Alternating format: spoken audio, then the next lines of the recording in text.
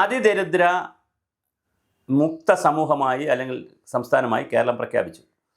അതിൻ്റെ വിവാദങ്ങൾ ഇപ്പോഴും ഒഴിഞ്ഞിട്ടില്ല. ഇന്ന് രാവിലെയും പ്രതിപക്ഷ നേതാവും ബന്ധപ്പെട്ട ആളുകളുമൊക്കെ കോൺഗ്രസ് BJP ഫോൾഡറിൽപ്പെട്ട ആളുകളൊക്കെ തീർച്ചയായും അതിനെതിരെ ശക്തമായ രംഗത്ത് വന്നിട്ടുണ്ട്. സാമൂഹ്യ വിമർശകർ വന്നിട്ടുണ്ട്, ശാസ്ത്രജ്ഞന്മാർ, സാമ്പത്തിക ശാസ്ത്രജ്ഞന്മാർ, ഒരുപാട് പേർ അതിന് അനുകൂലിച്ചും പ്രതികൂലിച്ചുമൊക്കെ വലിയ യുദ്ധമാണ് ഫേസ്ബുക്കിലൊക്കെ നടക്കുന്നത്. മാത്രമല്ല അതെന്താണ് ഇതിൽ ഇൻഡെക്സ് എന്നൊക്കെ എഴുതി ചോദിച്ച 10-20ഓളം ആളുകളെ, സാമൂഹ്യ സാമ്പത്തിക ശാസ്ത്രജ്ഞന്മാരെയും ആക്ടിവിസ്റ്റുകളെയും വ്യക്തിപരമായി അധിക്ഷേപിക്കുന്ന നിലയിൽ പോലും അവരുടെ രാഷ്ട്രീയം, അവർക്ക് ഇപ്പോൾ അവർ ഇടതുപക്ഷത്തോടൊപ്പം നിന്നിട്ട് എന്തിനെ വലതുപക്ഷത്തേക്ക് മാറി, ശാസ്ത്ര സാഹിത്യ പരിഷത്തിലുണ്ടായിരുന്നവരല്ലേ, അവരിപ്പോൾ എന്തിനാണ് ഗവൺമെൻറ്റിനെതിരെ ഇങ്ങനെ ചെയ്യുന്നതെന്നൊക്കെ പറഞ്ഞ് വളരെ വലിയ വിവാദമാണ് നടക്കുന്നത്. അതിനിടയിൽ വേറൊരു തേപ്പ് കൂടി നമ്മൾ കേട്ടത്, മമ്മൂട്ടി മമ്മൂട്ടി പങ്കെടുത്തു. പിന്നെ കമലഹാസനും മോഹൻലാലും പങ്കെടുക്കേണ്ടതായിരുന്നു, അവർ പങ്കെടുത്തില്ല. പക്ഷെ മമ്മൂട്ടി പങ്കെടുത്തുകൊണ്ട് പറഞ്ഞ 2-3 കാര്യങ്ങളും പോസിറ്റീവായിട്ടും എടുക്കാം, നെഗറ്റീവായിട്ടും എടുക്കാം. പക്ഷേ അത് നെഗറ്റീവ് ട്രോളാണ് കേരളത്തിൽ കൂടുതൽ കറങ്ങുന്നത്. അദ്ദേഹം ചോദിച്ചു, അമ്പരചുംബികളായ കെട്ടിടങ്ങളും രാജപാതകളും വൻകിട സൗധങ്ങളുമൊക്കെയാണോ വികസനം? അതല്ലല്ലോ എന്ന് പറയുമ്പോൾ തൊട്ടടുത്ത് അതാണ് വികസനം, നമ്മൾ സിംഗപ്പൂരാക്കാൻ പോവുകയാണ് കേരളത്തെ, അതാണ് വികസനമെന്ന് പറയുന്ന പാർട്ടിയുടെ സംസ്ഥാന സെക്രട്ടറി ഗോവിന്ദമാഷ് പറഞ്ഞിട്ടുണ്ട്, നമ്മൾ സിംഗപ്പൂരാക്കാൻ പോവുകയാണ്.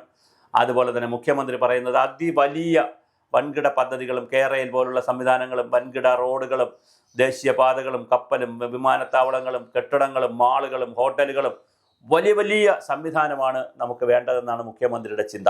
കാരണം മുഖ്യമന്ത്രി ഒരു പ്രാവശ്യം പറയുകയും ചെയ്തു, നോക്കൂ കേരളത്തിൽ ഇപ്പോൾ എന്തുമാത്രം ഹോട്ടലുകൾ വന്നിട്ടുണ്ട്, ഇത്രയും ഹോട്ടലുകൾ വന്നത് കേരളത്തിൻ്റെ വികസന സൂചിക അല്ലേ എന്നൊക്കെ ചോദിച്ചിട്ടുണ്ട്. അപ്പോൾ അവിടെ മമ്മൂട്ടി കൃത്യമായി ഒരു കൊട്ട് കൊടുത്തു എന്നുള്ളൊരു വാദമുണ്ട്. രണ്ടാമത് മമ്മൂട്ടി ഒരു കാര്യം പറഞ്ഞു, അതിസമ്പന്നമായ രാജ്യങ്ങൾക്ക് പോലും സാധിക്കാത്ത കാര്യമാണ് കേരളത്തിൽ സാധിച്ചിരിക്കുന്നു. അപ്പോൾ അതിൻ്റെ കൂടെ ചേർത്ത് വയ്ക്കുക, ഇതെങ്ങനെ ഒപ്പിച്ചടാ അപ്പിന്നും കൂടി ഒരു ചോദ്യമുണ്ട് മമ്മൂട്ടിയുടെ ഭാഷയിൽ പറഞ്ഞു. ഇതെങ്ങനെ ഒപ്പിച്ചു എന്നുള്ളൊരു പ്രാഞ്ചിയേട്ടൻ ലൈനിൽ ചോദിച്ചാൽ ഇതെങ്ങനെ ഒപ്പിച്ചു എന്നൊരു ചോദ്യമുണ്ട്. അപ്പോൾ അങ്ങനെ പലതരത്തിൽ പറയുമ്പോഴും ഇതിൻ്റെ മറ്റ് ചില വിവാദങ്ങളും യാഥാർത്ഥ്യവും പറയുവാനാണ് ഞാൻ ഈ വീഡിയോ ഉപയോഗിക്കുന്നത്. കേരളത്തിൽ ഇടതുപക്ഷ ജനാധിപത്യ മുന്നണിയുടെ അച്യുത മേനോൻ സ്ഥാപിച്ചിട്ടുള്ള സെൻറ്റർ ഫോർ ഡെവലപ്മെൻറ്റ് സ്റ്റഡീസ് ഉണ്ട്. അത് തിരുവനന്തപുരത്ത് പ്രശാന്ത് നഗറിലാണ്, ഉള്ളൂരിനടുത്തുള്ള പ്രശാന്ത് നഗറിലാണ്. അവിടെ ഒരുപാട് ശാസ്ത്രജ്ഞന്മാരും സാമ്പത്തിക ശാസ്ത്രജ്ഞന്മാരും ഗവേഷണം നടത്തുന്നുണ്ട്. എന്തിനാണ് അവർ ഗവേഷണം നടത്തുന്നത് അവർക്കും അറിയത്തില്ല, സമൂഹത്തിനും അറിയത്തില്ല. കാരണം അവർ ചെയ്യുന്ന ഒരു പഠനവും ഒരു ഗവൺമെൻറ്റും എടുക്കുന്നില്ല, അവരവിടുത്തെ ഒരു കാര്യം ചോദിക്കുന്നില്ല. വല്ലപ്പോഴായിരിക്കും അവിടെ വെച്ച് ഒരു സെമിനാർ നടത്തി ചായ കുടിച്ച് പിരിയുമെന്നുള്ളതല്ലാതെ അവിടുത്തെ പഠനങ്ങളൊന്നും ആരും എടുക്കുന്നില്ല, അവരൊന്നും പഠിക്കുന്നില്ല എന്നുള്ളതാണ് വേറെ വിഷയം. സമൂഹത്തെ ബാധിക്കുന്ന വിഷയങ്ങൾ അവർ പഠിക്കുന്നുണ്ടോ എന്നുള്ള വേറെ ചോദ്യം. അതെനിക്കറിയത്തില്ല, കാരണം ഈ ഡീറ്റെയിൽസ് ഇപ്പോൾ കിട്ടുന്നില്ല കുറച്ച് കാലമായിട്ട്, അതുകൊണ്ട് അത് അറിയത്തില്ല. പക്ഷേ എന്തായാലും സമൂഹം അതൊന്നും എടുത്തൊന്നും നോക്കുന്നില്ല. പക്ഷേ ഡോക്ടർ തോമസ് ഐസക് അടക്കമുള്ള സാമ്പത്തിക ശാസ്ത്രജ്ഞന്മാർ ഇവിടെ ഉള്ളപ്പോൾ, എക്കണോമിക്സ് പഠിച്ചിട്ടുള്ളവർ ഉള്ളപ്പോൾ, കിലയിൽ നടന്നിട്ടുള്ള ഇതിനെ സംബന്ധിച്ചൊരു കൈപ്പുസ്തകം ഇറക്കിയിട്ടുണ്ട്. ആ കൈപ്പുസ്തകം വായിച്ചാലും ആ കൈപ്പുസ്തകം തയ്യാറാക്കിയവരെ നോക്കിയാലും കിലയിൽ സെമിനാറിൽ ഇതിനാവശ്യമായ ശില്പശാലയിൽ പങ്കെടുത്തവരെ നോക്കിയാലും സമൂഹത്തിലെ അറിയപ്പെടുന്ന സാമ്പത്തിക ശാസ്ത്രജ്ഞന്മാർ ഒന്നും അതിനകത്ത് പങ്കെടുത്തിട്ടില്ല.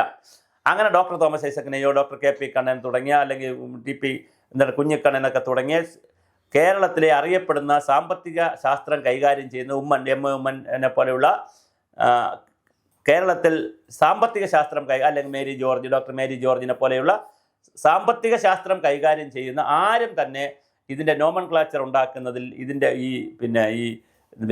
ഈ സ്റ്റാൻഡേർഡ് ഉണ്ടാക്കുന്നതിൽ ഇടപെട്ടിട്ടുള്ളതായി കാണുന്നില്ല. അതിൻ്റെ ഒരു കുറവാണ് ഇവിടെ വന്നിരിക്കുന്നത്. കാരണം ദരിദ്രരും അതിദരിദ്രരും ആൾറെഡി ഉണ്ടല്ലോ സംസ്ഥാനത്ത്. അതിദരിദ്രരാണല്ലോ അന്ത്യോദയ അന്ന യോജന വാങ്ങുന്നത്. അതിദരിദ്രർ 5,94,192 193 പേര് ഇവിടെ ഉണ്ടല്ലോ. അപ്പോൾ പിന്നെ അവരിൽ നിന്നല്ല, അവർക്കല്ല കൊടുക്കാൻ തീരുമാനിച്ചു, അതിനേക്കാൾ ദാരിദ്ര്യം കൂടിയിട്ടുള്ളവരാണ്. അപ്പോൾ അതിദരിദ്ര ദാരിദ്ര്യം പോരാ, അതിതീവ്ര ദരിദ്ര ദാരിദ്ര്യം എന്നുള്ള ഒരു കോയിൻ ഒരു കാര്യം ഒരു സ്റ്റാൻഡേർഡ് ഉണ്ടാക്കണമായിരുന്നു. അന്താരാഷ്ട്ര സ്റ്റാൻഡേർഡുകൾ 2 നിൽക്കുമ്പോൾ ആ 2 സ്റ്റാൻഡേർഡിനകത്തും കൂടി നോക്കി ലക്ഷക്കണക്കിന് ആളുകൾ ഇവിടെ വരുമ്പോൾ 66,000 പേർക്കൊണ്ട് ഇത് കൊടുക്കുമ്പോൾ തീർച്ചയായിട്ടും തിരിച്ചു കൊടുക്കണമായിരുന്നു. മൂന്നാമതൊരു ക്ലാസ് കേരളത്തിൽ ഉണ്ടാക്കണമായിരുന്നു.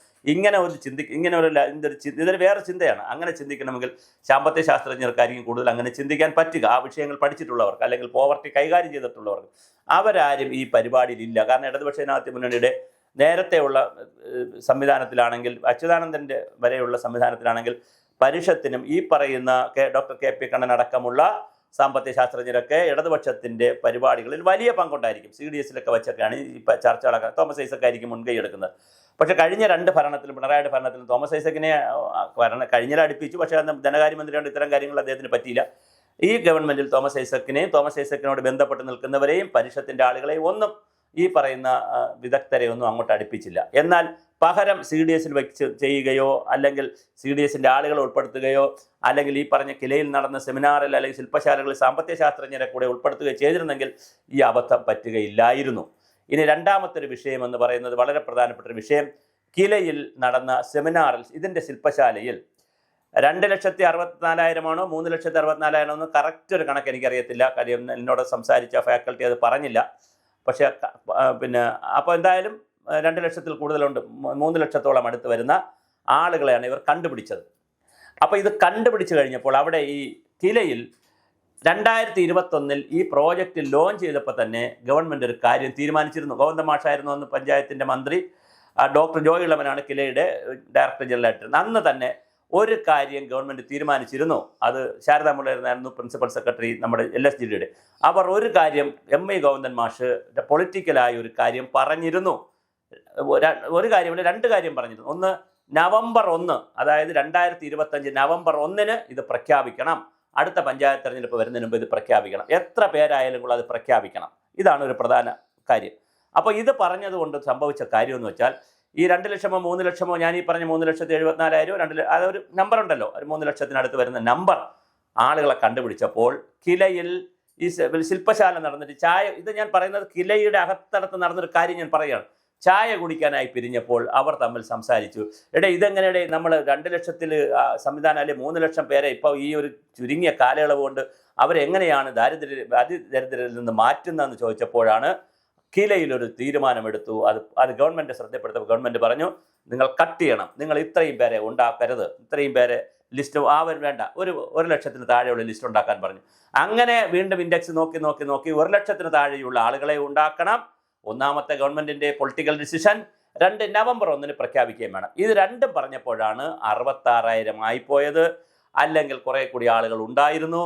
പിന്നെ ഇതിൻ്റെ ഞാൻ പറഞ്ഞ പോലെ ദരിദ്രം, അതിദരിദ്രം, അതിതീവ്ര ദരിദ്രം എന്നൊരു ക്ലോസ് ഉണ്ടാക്കാൻ പറ്റിയില്ല. പിന്നെ ഇതിൻ്റെ ഈ മൊഡ്യൂൾ ചെയ്യുന്നതിനോ സർവേയുടെ കാര്യങ്ങൾ ചെയ്യുന്നതിനോ അതും ഗവൺമെൻറ്റിന് പറ്റിയില്ല. ഇനി ഒരു കാര്യം കൂടെ പറഞ്ഞുകൊണ്ട് അവസാനിപ്പിക്കാം. സംസ്ഥാനത്തെ സോക്കാൾഡായിട്ടുള്ള അല്ലെങ്കിൽ ഈ രംഗത്ത് പ്രവർത്തിക്കുന്ന വിദഗ്ധരെ കൂടെ വിളിച്ചു കൂട്ടി ഒരു ശില്പശാലയൊക്കെ നടത്തിയിട്ടാണ് ചെയ്തിരുന്നെങ്കിൽ ഇത്രയും വിവാദം വരില്ല. അത് നടന്നില്ല സംസ്ഥാനത്ത്, അതിൻ്റെ ഒരു പ്രശ്നമുണ്ട്. ഇനിയാണ് ഇതിൻ്റെ ക്രക്സ് ആയിട്ടുള്ളൊരു കാര്യം. അന്താരാഷ്ട്ര തലത്തിൽ തന്നെ റിലേറ്റീവ് പോവർട്ടിയും അബ്സല്യൂട്ട് പോവർട്ടിയും ഉണ്ട്. പോവർട്ടി അലിവേഷനുണ്ട്, പോവർട്ടി ഇറാഡിക്കേഷനുണ്ട്. നേരത്തെ ആണെങ്കിൽ പോവർട്ടി ഇറാഡിക്കേഷനാണ് പറഞ്ഞുകൊണ്ടിരുന്നത്. പോളിയോ ഇറാഡിക്കേഷൻ പോലെ, ക്യാൻസർ, TB ഇറാഡിക്കേഷൻ പോലെ സമ്പൂർണ്ണ നിർമ്മാർജ്ജനമാണ് പറഞ്ഞുകൊണ്ടിരുന്നത്. പക്ഷേ അത് ഒരു ജനതയ്ക്ക് സമ്പൂർണ്ണമായി മരുന്നൊക്കെ കൊടുത്ത് നിർമ്മാർജ്ജനം ചെയ്താൽ പിന്നെ പുതിയത് വന്നാലേ പ്രശ്നം വരുന്നുള്ളൂ. പക്ഷേ അതുപോലെ പോവർട്ടി ഇറാഡിക്കേഷൻ പറഞ്ഞപ്പോൾ പിന്നെയാണ് ഗവൺമെൻറ്റുകൾക്ക് മനസ്സിലായത് ഇത് അബ്സല്യൂട്ടായിട്ട് അബ്സല്യൂട്ട് ഇറാഡിക്കേഷൻ പറ്റുകയില്ല, റിലേറ്റീവായിട്ട് കാര്യങ്ങൾ പറ്റുകയുള്ളൂ. അതുകൊണ്ട് പോവർട്ടി അലിവേഷൻ എന്ന പേര് മാറ്റി, പോവർട്ടി ഇറാഡിക്കേഷൻ്റെ പേര് മാറ്റി പോവർട്ടി അലിവേഷൻ എന്നാക്കി. അലിവേഷൻ എന്ന് പറഞ്ഞാൽ എന്താ? ലഘൂകരണമാണ്. ഈ ദാരിദ്ര്യത്തെ ലഘൂകരിക്കാം, ഒരിക്കലും സമ്പൂർണ്ണമായി 0 ആക്കി നിർത്താൻ പറ്റത്തില്ല. അമർത്യ സെന്നിനെ പോലെയുള്ള നോബൽ സമ്മാന വിദഗ്ധരായിട്ടുള്ള അല്ലെങ്കിൽ അത്രയ്ക്ക് വലിയ സമാനമായ ഒരുപാട് സമ്മാനമൊക്കെ കിട്ടിയിട്ടുള്ള അവാർഡ് കിട്ടിയിട്ടുള്ള അമർത്യ സെന്നിനെ പോലെയുള്ള ആളുകളും പറഞ്ഞിട്ടുണ്ട്, സാമ്പത്തികമായ 4-5 ഘടകങ്ങൾ കൊടുത്തുകൊണ്ട് ഒരു രാജ്യത്തിലെ ദാരിദ്ര്യം സമ്പൂർണ്ണമായി 0 ആക്കാൻ കഴിയുകയില്ല എന്ന് പറഞ്ഞിട്ടുണ്ട്. UNDPയും അത് പറയുന്നു, പഴയ കാലത്തുള്ള ടെണ്ടുൽക്കർ കമ്മിറ്റിയും അത് പറയുന്നു, ഇന്ത്യയിൽ വന്നിട്ടുള്ള എല്ലാ കമ്മിറ്റികളും അത് തന്നെയാണ് പറയുന്നത്. അപ്പോൾ അതുകൊണ്ട് തന്നെ മൾട്ടി ഡയമെൻഷനൽ ഇൻഡെക്സ് തന്നെയാണ് UNDPയും വേൾഡ് ബാങ്കും ഒക്കെ കൊണ്ടുവരുന്ന നേരത്തെ ഉള്ളൊരു ഇൻഡെക്സ് ആയിരുന്നു. 4 ഘടകങ്ങൾ, 8 ഘടകങ്ങൾ, 10 ഘടകങ്ങൾ, ക്ലേശ ഘടകങ്ങൾ വെച്ചിട്ട് ദാരിദ്ര്യം ആ കാലം പോയി. ക്ലൈമാറ്റിക് റെസിലിയൻസ് ഉൾപ്പെടെ, അതുപോലെ തന്നെ ഡിസാസ്റ്റർ റെസിലിയൻസ് ഉൾപ്പെടെ ഒരുപാട് കാര്യങ്ങൾ വരുന്ന പുതിയ ലോകത്ത് ദരിദ്രരെ തീരുമാനിക്കുന്നത് വലിയൊരു പ്രശ്നമാണ്. സമ്പൂർണ്ണ ദാരിദ്ര്യമില്ലാത്തൊരു സമൂഹം ഉണ്ടാക്കൽ പ്രായോഗികമല്ല, അത് തെറ്റാണ്, തിയറിറ്റിക്കലി തെറ്റാണ്, 0 ആക്കി നിർത്താൻ പറ്റില്ല. ഒരു ഉദാഹരണം പറഞ്ഞുകൊണ്ട് ഈ വീഡിയോ അവസാനിപ്പിക്കാം. ഒരു വീട്ടിൽ ഒരു ഭാര്യയും ഭർത്താവും അല്ലെങ്കിൽ ഒരു പാവപ്പെട്ട ഒരു അമ്മ ഉണ്ടെന്ന് വിചാരിക്കുക, ഒരു മകളും ഉണ്ടെന്ന് വിചാരിക്കുക. അമ്മയ്ക്ക് എന്തെങ്കിലുമൊക്കെ വരുമാനവും ചെറിയ വരുമാനം ജോലിയൊക്കെ അവർ കൊടുത്തു. പെട്ടെന്നാണ് അമ്മ മരിച്ചുപോയി. അമ്മ മരിച്ചുപോയാൽ മകൾ രോഗബാധിതയാണെങ്കിൽ ആ മകൾക്ക് പൈസ കൊടുക്കാൻ, വരുമാനം കൊടുക്കാൻ ജോലി ചെയ്യാനുള്ള കഴിവില്ലെങ്കിൽ ആ കുടുംബം വീണ്ടും ദാരിദ്ര്യത്തിലേക്ക് തന്നെ പോകും, അതിദരിദ്രത്തിലേക്ക് തന്നെ പോകും. അപ്പോൾ ഇതൊരു ഡൈനാമിക് കോംപ്ലക്സ് പ്രോസസ്സാണ്.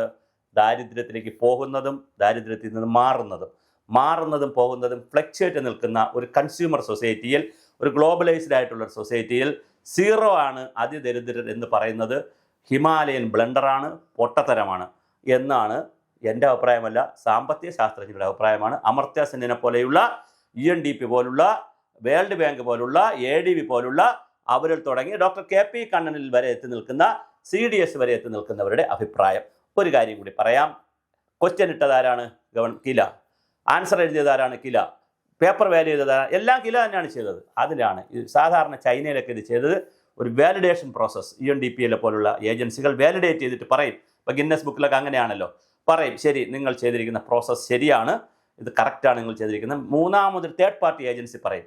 അങ്ങനെ ഒരു ഏജൻസി ഇവിടെ പറഞ്ഞില്ല. ഇത് കിലയിൽ കിട്ടിയ നിലയ വിദ്വാന്മാരെ, പാവപ്പെട്ട കുറേ ആളുകൾ, അതിൽ ഒരാൾ പോലും എക്കണോമിക്സില്ല. 2-3 പേര് ഡോക്ടറേറ്റ് ഉള്ളവരുണ്ട്, ഒരാൾ പോലും എക്കണോമിക്സുകാരില്ല എന്ന് മാത്രമല്ല, പഞ്ചായത്തിലെ അസിസ്റ്റൻറ്റ് സെക്രട്ടറിയും അതുപോലെ തന്നെ ജില്ലാ പഞ്ചായത്തിലെ ക്ലർക്കും അക്കൗണ്ടൻറ്റും ഒക്കെയാണ് അവിടെ ഇപ്പോൾ ഡെപ്യൂട്ടേഷൻ അസിസ്റ്റൻറ്റ് ഡയറക്ടർ അതും ഇതൊക്കെ വന്നിരിക്കുന്നത്. അവരാണ് ഇത് ഈ ഡോക്യുമെൻ്റ് തയ്യാറാക്കിയിരിക്കുന്നത്. അതിൻ്റെ എല്ലാ കുറവും ഉണ്ട് ഈ സംസ്ഥാനത്ത്. മുട്ടിന് സാമ്പത്തിക ശാസ്ത്രജ്ഞരുള്ളത്. കേരളത്തിൽ തിരുവനന്തപുരം മുതൽ കാസർഗോഡ് വരെ എക്കണോമിക്സുകൾക്ക് ഇത്രയും ഡിപ്പാർട്ട്മെൻറ്റുകളുള്ള ഈ കേരളത്തിൽ ഇടതുപക്ഷ ജനാധിപത്യ മുന്നണിക്ക് ഒരു സാമ്പത്തിക ശാസ്ത്രജ്ഞൻ്റെ വിവരമോ അഡ്വൈസോ എടുക്കാൻ കഴിഞ്ഞില്ലല്ലോ എൻ്റെ പൊന്ന് സുഹൃത്തുക്കളെ. അതുകൊണ്ടാണല്ലോ ഇത്രയും വിവാദത്തിലേക്ക് ചെന്നുപെട്ട് മനോഹരമായി ചെയ്തൊരു പദ്ധതി നാശത്തിലേക്ക് പോയതായി ജനങ്ങൾ പറയുന്നത്. അപ്പോഴും അവസാനമായി പറയുന്നു, 66,000 പേർക്ക്, അത് 66,500 66,000 പേർക്ക് സാമ്പത്തികമായും അവർക്ക് കിറ്റും മറ്റൊരുപാട് കാര്യങ്ങൾ കിട്ടി. അതിനെ അഭിനന്ദിക്കുന്നു. സർക്കാരിനെ അഭിനന്ദിക്കുന്നതോടൊപ്പം തന്നെ ഇങ്ങനെ വേണ്ടായിരുന്നു, ഭംഗിയായി ഇത് ചെയ്യാമായിരുന്നു എന്നുള്ളതാണ് വളരെ പ്രധാനപ്പെട്ട കാര്യം.